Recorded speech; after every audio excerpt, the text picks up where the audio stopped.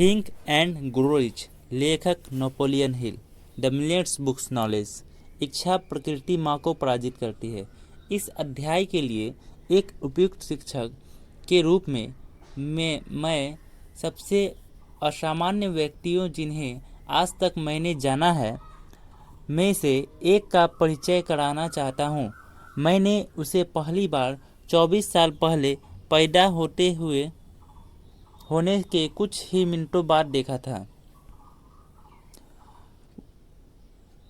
वह कानों के किसी भी शारीरिक लक्षण के बिना दुनिया में आया और डॉक्टर पर राय देने का दबाव डालने पर उसने स्वीकार किया कि शायद बच्चा जीवन भर के लिए बहरा और गूंगा हो सकता है। मैंने डॉक्टर की राय को चुनौती दी। मुझे ऐसा करने का अधिकार था। मैं बच्चे का पिता था। मैं भी एक निर्णय पर पहुंच गया और एक राय प्रदान की, लेकिन मैंने अपनी राय चुपचाप व्यक्त की। अपने दिल की गोपनीयता में मैंने फैसला किया कि मेरे बेटे को सुनना और बोलना होगा। प्रकृति एक बच्चे को कान के बिना भेज सकती थी, लेकिन प्रकृति मुझे पीड़ा की वास्तविकता को स्वीकार करने के लिए प्रवृत्ति नहीं कर सकती थी। मैं जानता था कि मेरे अपने मन में मेरे बेटे का सुनेगा और बोलेगा। मेरा बेटा सुनेगा और बोलेगा। मैं विश्वस्त था और तरीका आश्वस्त होगा, और मैं जानता था कि मैं यह खोज लूँगा। मैं अमर इमर्सन के शब्दों के बारे में सोच रहा था। चीज़ों का पूरा पाठ्यक्रम हमें आस्था रखना सिखाता है। हमें केवल आज्ञा मानने की जरूरत है। हम में से प्रत्येक के लिए मार्गदर्शन है, और धीरे से सुनकर हम सही शब्द सुन लेंगे। सही शब्द इच्छा। किसी भी अन्य चीज़ों से अधिक मैंने इच्छा की कि मेरे बेटे को एक बहरा गूंगा नहीं होना चाहिए। उस इच्छा में से कभी पीछे नहीं हटा, एक पल के लिए भी नहीं। कई साल पहले मैंने लिखा था, हमारी एकमात्र सीमाएं वही होती है जो हम अपने मन में स्थापित करते हैं। पहली बार मुझे हैरानी हुई कि वह बयान सत्य था। मेरे सामने बिस्तर पर पड़ा एक अभी पैदा हुआ बच्चा था, सुनने की प्रकृति उपकरणों के विहीन। भले ही वह सुन और बोल सके, वह स्पष्ट रूप से जीवन भर के लिए विरूपित था। निश्चित रूप से यह एक सीमा थी जिसे उस बच्चे ने अपने खुद के मन में स्थापित नहीं किया था। मैं इसके बारे में क्या कर सकता था? किसी तरह मैंने कानों की सहायता के बिना उसके मस्तिष्क को ध्वनि संदेश पहुंचाने के साधन और तरीके के लिए उस बच्चे के मन में अपनी तीव्र इच्छा का प्रत्यारोपण करने का रास्ता खोज लूँगा। जितनी जल्दी बच्चा सहयोग करने लायक बड़ा होता, मैं उसे दिमाग को सुनने की तीव्र इच्छा से इस प्रकार पूरी तरह भर देता कि प्रकृति उसके अपने तरीके द्वारा इसे भौतिक वास्तविकता में बदल देती। इस सारी सोच ने मेरे अपने मन में जगह बना ली, लेकिन मैंने इसके बारे में किसी से बात नहीं की। हर दिन मैं एक बेटे का मुख बधिर होना स्वीकार नहीं करने की उस प्रतिज्ञा को दोहराता, मैं खुद से की थी। जैसे ही वह बड़ा हुआ और अपने चारों ओर की चीज़ों का ध्यान देना शुरू किया, हमने देखा कि उसके पास थोड़ी मात्रा में सुनने की शक्ति है। जब वह उस उम्र में पहुंचा जहां बच्चे आमतौर पर बात करना शुरू कर देते हैं, उसने बात करने का कोई प्रयास नहीं किया, लेकिन हम उसके कार्यों से बता सकते थे कि वह थोड़ी थोड़ी कुछ आवाज़ें सुन सकता है। यह वह शब्द है सब है। मैं जानता था, मैं आश्वस्त था कि यदि वह थोड़ा भी सुन सकता है तो वह शायद अधिक से अधिक सुनने की क्षमता का विकास कर सकता है। फिर मैंने कुछ हुआ जिससे मुझे आशा दी। यह पूरी तरह से एक अनपेक्षित स्रोत से आया। हमने एक इलेक्ट्रिक विक्ट्री खरीदी।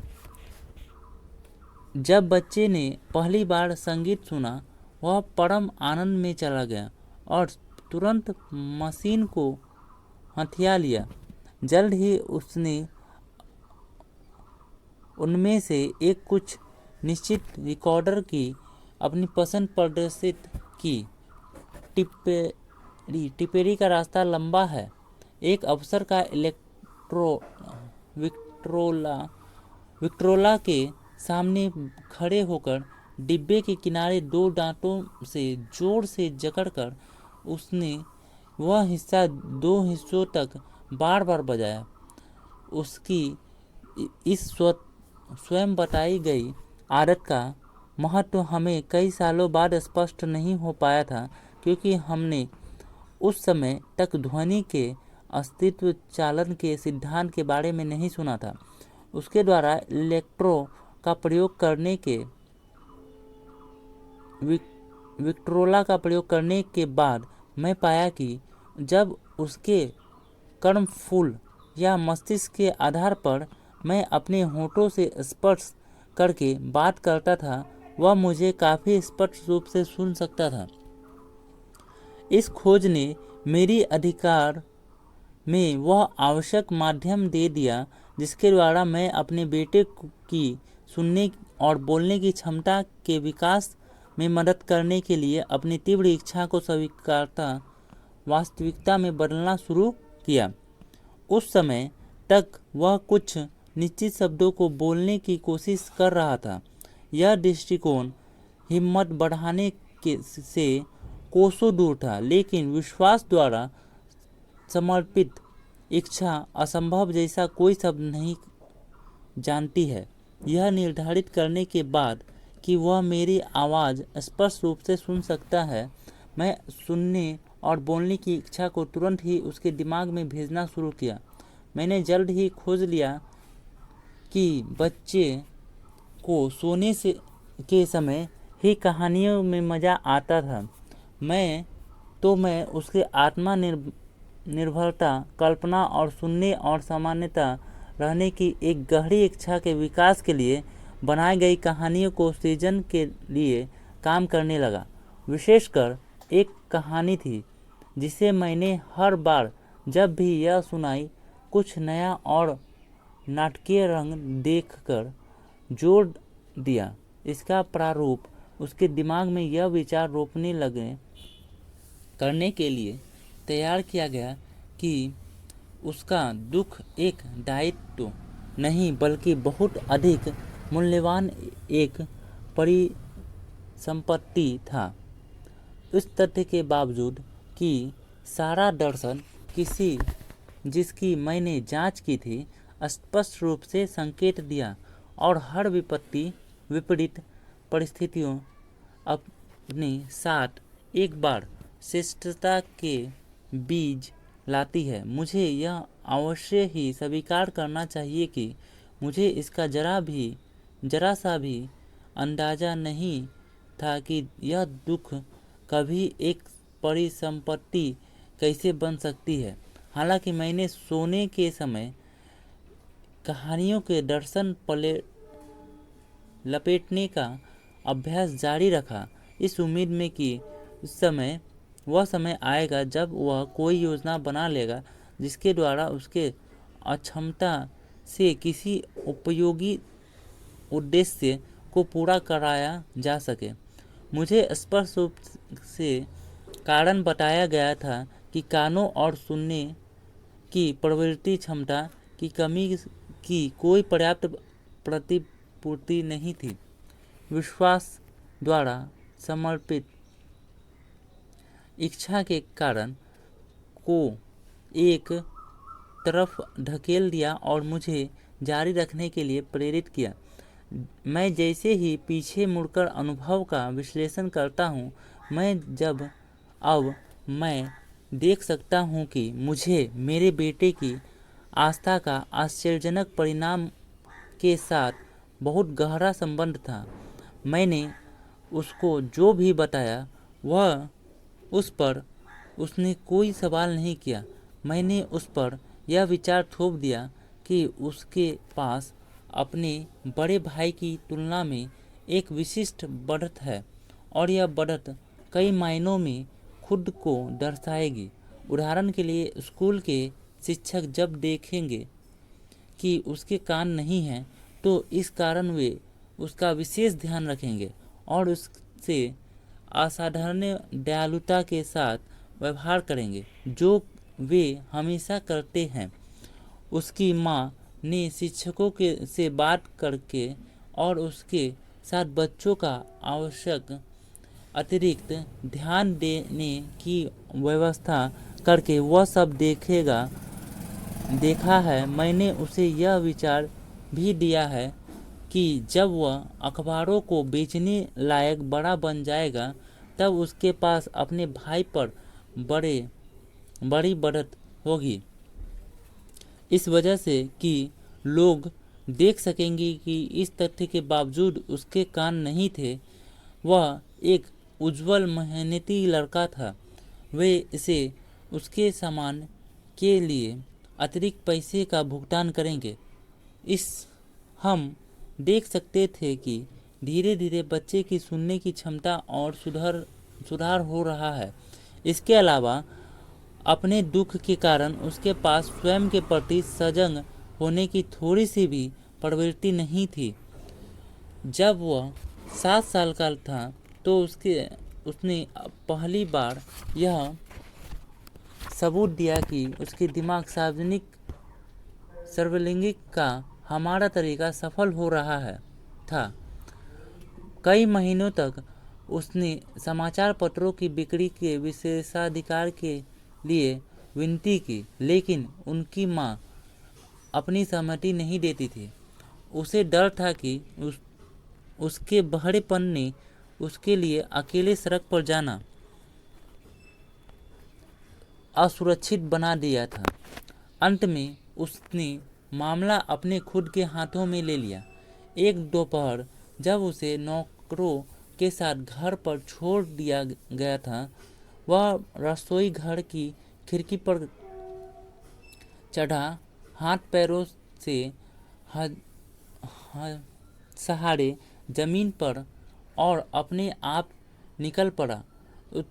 उसने पड़ोसी के मोची के साथ कार्य पूंजी के लिए 6 सेंट उधार लिए। उसने अखबारों में निवेश किया, बेचा, पुनर्निवेश किया और देर शाम तक दोहराता रहा।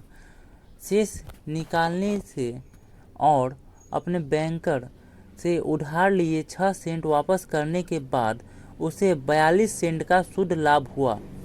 जब उस रात हम घर आए तो हमने उसे अपने हाथ में कसकर पैसा पकड़े अपने बिस्तर में सोते हुए पाया।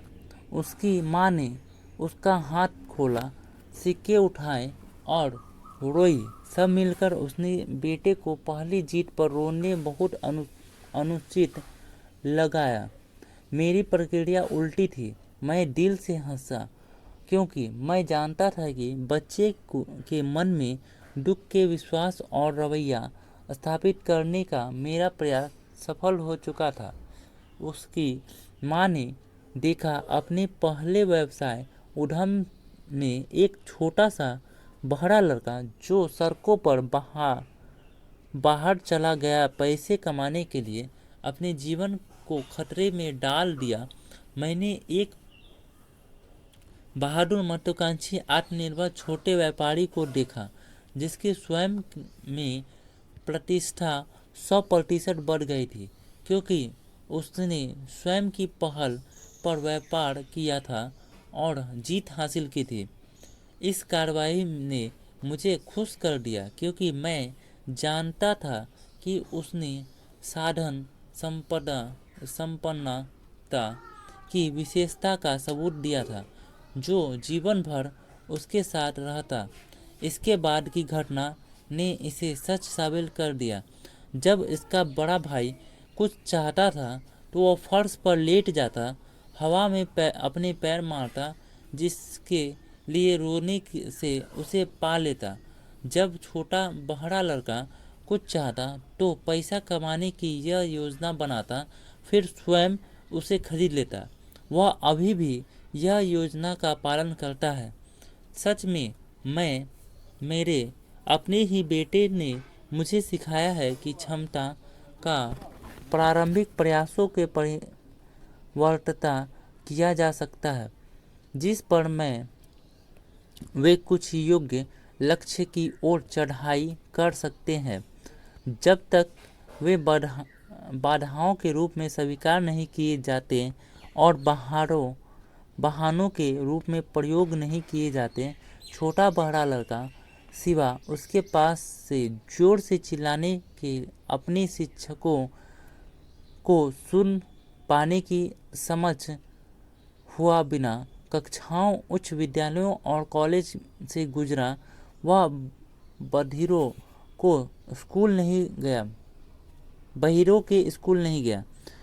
हम उसे संकेत भाषा सीखने की अनुमति नहीं देते थे।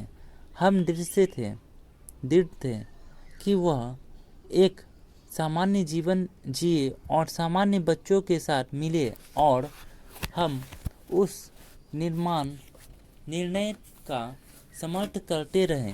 हालांकि स्कूल अधिकारियों के साथ हमें कई गर्म बहसों की कीमत चुकानी पड़ी।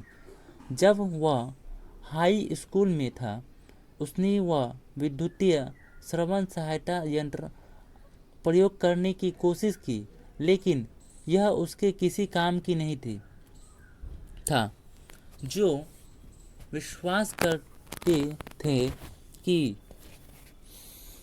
एक स्थिति के कारण था, जिसका खुलासा डॉक्टर जे गार्डन विल्सन ने तब किया जब बच्चा 6 साल का था और उन्होंने बच्चे के सिर के एक तरफ का ऑपरेशन किया था और पाया कि प्रकृति सुनवाई के उपकरण का कोई संकेत नहीं था। कॉलेज में अपने अंतिम सप्ताह के दौरान कुछ हुआ जो उसके जीवन का सबसे महत्वपूर्ण मोड़ बना। मात्र एक मौका प्रतीत होने वाले चीज के माध्यम से उसने एक अन्य विद्युतीय श्रवण सहायता यंत्र हासिल किया, जो उसके पास निश्चित तौर पर भेजा गया था। इसी तरह के एक उपकरण के साथ अपनी निराशा के कारण वह इसके परीक्षण के बारे में सुस्त था। अंत में उसने यंत्र उठाया और लगभग लापरवाही से अपने सिर पर रखा, बैटरी तोड़ी और देखा। जादू के एक ही झटके में मानो सामान्य सुनने की उसकी आजीवन की इच्छा एक वास्तविकता बन गई। अपने जीवन में पहली बार उसने व्यावहारिक रूप से साथ ही सामान्य सुनने वाले किसी भी व्यापारी व्यक्ति के रूप में सुना। ईश्वर उसने चमत्कारों का प्रदर्शन करने सहायक रहस्यमय तरीके से चला आता है। उस बदलती हुई दुनिया के कारण अत्यंत खुश होकर जो उसके श्रवण यंत्र के माध्यम से उसे पास लाई गई थी, वह टेलीफोन की तरफ दौड़ा, माँ को फ़ोन किया और अच्छी तरह से उनकी आवाज़ सुनी। पहले दिन उसने अपने जीवन में पहली बार कक्षा में स्पष्ट रूप से अपने प्रोफेसर की आवाज़ सुनी। वह केवल उन्हें तब सुन सकता था जब वे कम दूरी से चिल्लाते थे।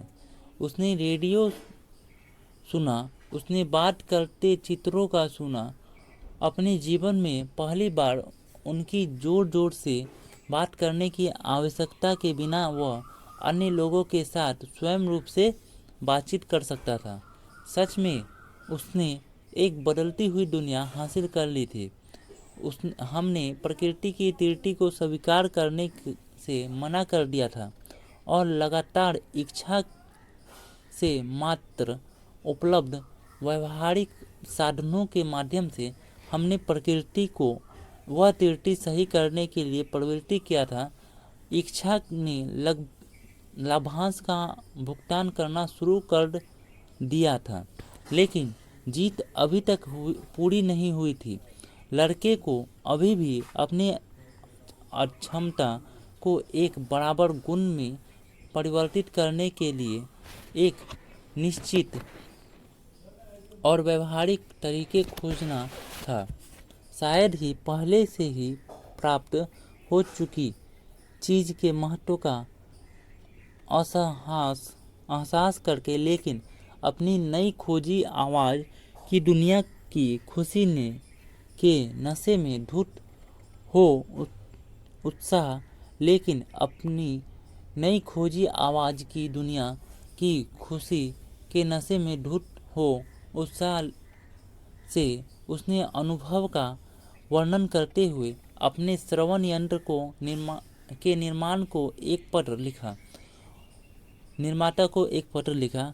उसके पत्र में किसी बात ने जो शायद पंक्तियों में नहीं लिखी गई थी पर उसके पीछे छिपी हुई थी, कंपनी को उसे न्यूयॉर्क आमंत्रित करने की विवश किया।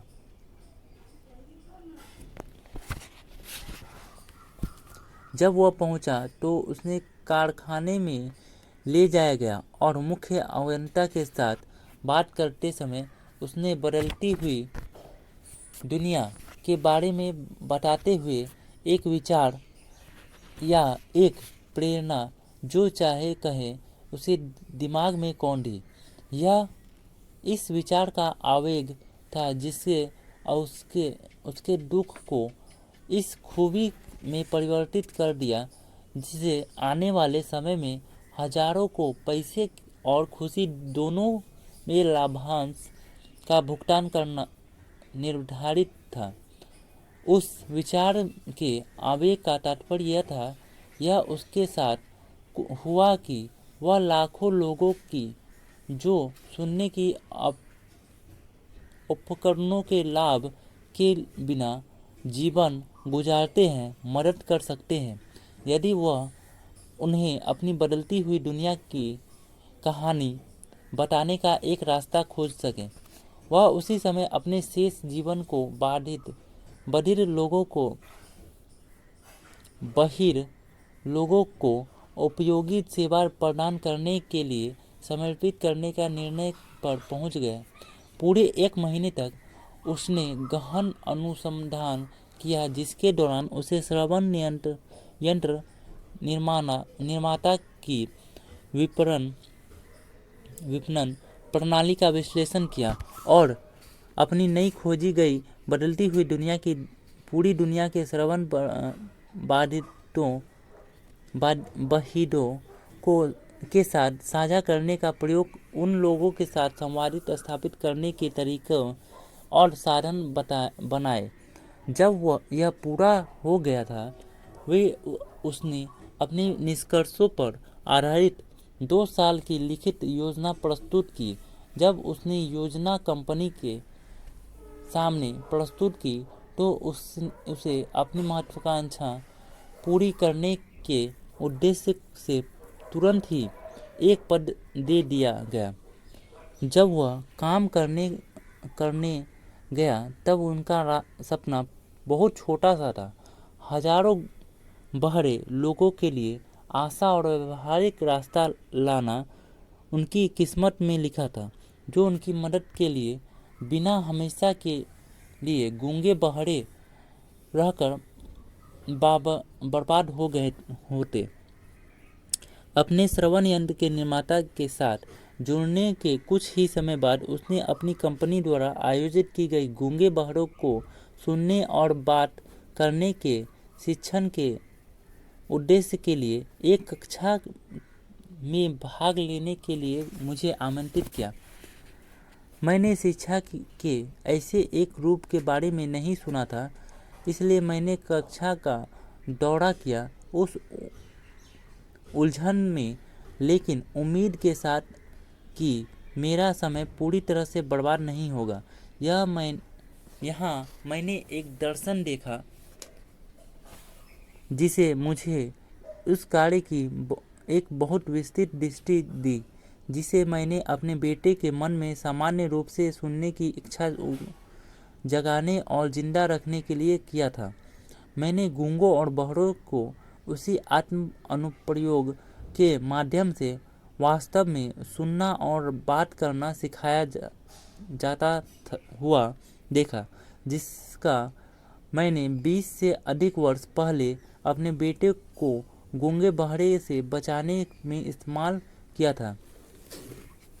इस प्रकार भाग्य के पहिए के कुछ अजीब मोड़ के माध्यम से मेरे बेटे ब्लेयर और मेरी किस्मत में अभी तक अजन्मे लोगों के गूंगे बहरे को सही करने में सहायता करने के लिए नियत कर दिया गया है। जहाँ तक मुझे पता है, केवल हम ही वे जीवित इंसान हैं जिन्होंने यह तथ्य निश्चित रूप से स्थापित किया है कि इस बीमारी से पीड़ित लोगों का गूंगा बहरापन सामान्य जीवन बहाल करने की हद तक सुधारा जा सकता है। इसे एक के लिए किया गया है और अब दूसरे के लिए किया जाएगा। मेरे मन में कोई शक नहीं है कि ब्लेयर जीवन भर एक मुख बधिर ही रह गया होगा यदि उसकी माँ और मैं उसके मन को उस तरह ढालने की कामयाबी नहीं होते जैसा हमने किया था। उसके जन्म के समय देखभाल करने वाले डॉक्टर को गोपनीय रूप से हमें बताया था कि बच्चे कभी सुन या बोल नहीं सकेंगे। कुछ हफ्ते पहले इस तरह के मामले पर एक प्रख्यात विशेषज्ञ डॉक्टर डर्विन ब्रूहसिंग ने ब्लेयर की बहुत अच्छी तरह से जांच की। जब उन्होंने जाना कि मेरा बेटा अब कितनी अच्छी तरह से सुनता और बोलता है, तो वे बहुत चकित हुए थे और कहा कि उसके परीक्षणों के संकेत दिया था। सैद्धांतिक रूप से बच्चा सुनने के लिए बिल्कुल भी समक्ष नहीं होना चाहिए, लेकिन बालक सुनता है। एक्सरे तस्वीर में दिख रहे इस तथ्य के बावजूद कि उसके खोपड़ी में वह छेद नहीं है जहां से उनकी कान मस्तिष्क में से जुड़े होने चाहिए। जब मैंने उसके दिमाग में सुनने की बात करने और एक सामान्य व्यक्ति की तरह रहने की इच्छा को रोका था, तो उसे आवेग के साथ कुछ अनजाने प्रभाव उत्पन्न हुए जिसने प्रकृति को उसके मस्तिष्क और बाहरी दुनिया के बीच सेतु निर्माता बनाने और मौके की खाई को जोड़ने के लिए कुछ ऐसे तरीके से प्रेरित किया जिसकी व्याख्या करने से उत्पन्न चिकित्सा विशेषज्ञ भी समक्ष नहीं है। प्रकृति इस चमत्कार का दर्शन कैसे करती है, इसका यह एक अनुमान लगाना भी मेरे लिए अपरिवर्तनीयकरण होगा। इस अजनबी अनुभव से मैंने जो ग्रहण किया, उसका जितना विनम्र भाग मैं जानता हूँ, अगर उसे दुनिया को बताने को मैंने अपेक्षित किया तो यह अक्षम्य होगा। इसका विश्वास कर बताना मेरा कर्तव्य और एक सौभाग्य की बात है जो बिना कारण नहीं है कि उस व्यक्ति के लिए कुछ भी असंभव नहीं है जो चिरस्थायी विश्वास के साथ इच्छा के पीछे खड़ा है। वास्तव में एक ज्वलंता इच्छा अपने को बड़े ही कुंठित तरीके से अपने भौतिक समतुल्य में परिवर्तित कर लेती है। ब्लेयर की इच्छा सामान्य श्रवण शक्ति की थी। अब उसके पास यह है, वह एक ऐसी विकलांगता लेकर पैदा हुआ था जो किसी कम परिभाषित इच्छा वाले को बड़ी आसानी से भीख मांगने का कटोरा लेकर सड़क पर भेज सकती थी। वही विकलांगता अब उसे पर्याप्त वित्तीय मद उसके शेष जीवन भर उपयोगी रोजगार देने के माध्यम के रूप में सेवा करने का वादा करती है, जिसके द्वारा वह लाखों बड़े लोगों के लिए उपयोगी सेवा प्रस्तुत करेंगे। जब वह एक बच्चा था, उसे एक विश्वास दिलाने के द्वारा कि उसका दुख एक सामान्य परिसंपत्ति बन जाएगा जिसे वह भुना सकता है, मैं उसके मन में एक छोटा सा सफेद झूठ रोक दिया, जिससे अपने आप को उचित ठहराया है। मैं वहाँ कुछ भी नहीं या गलत नहीं है, उस जिसे विश्वास साथ मैं ज्वलंत इच्छा व वास्तविकता नहीं बन सके। ये गुण किसी को मुफ्त में उधार उपलब्ध है। उन पुरुषों और महिलाओं के साथ जिसकी व्यक्तिगत समझ थी, पेश करने में अपने पूरे अनुभव में मैंने एक ही ऐसा मामला कभी नहीं संभाला जो अधिक निश्चित रूप से इच्छा की शक्ति को दर्शाता हो। लेखक कभी कभी विषयों के लेखन की गलती कर सकते हैं जिनका उन्हें सतही या बहुत सी प्रारंभिक ज्ञान होता है। यह मेरा सौभाग्य रहा है कि मुझे इच्छा की शक्ति की सिद्धता का अपने ही बेटे को दुख के माध्यम से परीक्षण का अवसर प्राप्त हुआ। शायद यह दैवीय संयोग की ही था कि यह अनुभव मुझे इस रूप में प्राप्त हुआ। जब इच्छा को परीक्षण के लिए रखा जाता है, तब यहाँ क्या होता है, इसके एक उदाहरण के रूप में पेश करने के लिए निश्चित रूप से इसकी तुलना में कोई भी बेहतर तरीके से तैयार नहीं था।